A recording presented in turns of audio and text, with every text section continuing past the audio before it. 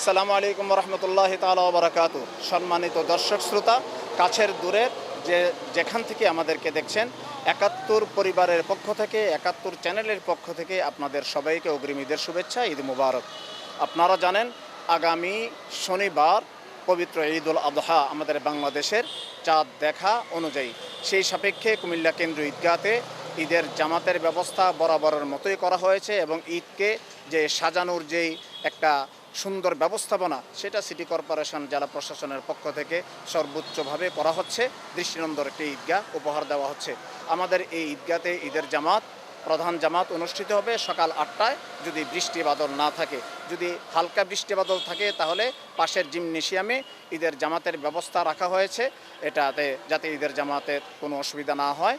City corporation, জেলা প্রশাসন এবং সবাই সম্মিলিতভাবে চেষ্টার মাধ্যমে সেই ব্যবস্থাপনা রাখা হয়েছে।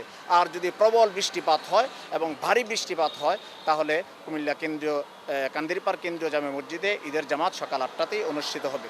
তো আমাদের আজকের এই ঈদুল আযহা অর্থাৎ কোরবানি ঈদ, এই ঈদ হচ্ছে সর্বোচ্চ ত্যাগ স্বীকার করার ঈদ। অর্থাৎ আমাদের মনের সমস্ত খারাপ চিন্তাভাবনাগুলা, সমস্ত খারাপ দিকগুলা, সমস্ত খারাপ আমলগুলা যাতে আমরা এই পশুর সাথে কোরবানি করে ফেলতে পারি এবং সাথে সাথে আমাদের মধ্যে মিল মহব্বত, একে অপরের প্রতি শ্রদ্ধাবোধ, আন্তরিকতা, মায়া মমতা নিয়ে সমাজ রাষ্ট্র গঠন করে তুলতে পারি, পরিবার গঠন করে তুলতে পারি এবং মহান আল্লাহর সন্তুষ্টির জন্যই যাতে আমাদের কোরবানিগুলো হয়, অন্য কোনো লোক দেখানো বা বরত্ব বড়াই করার জন্য নয়, সেদিকে আমাদের খেয়াল রাখতে হবে।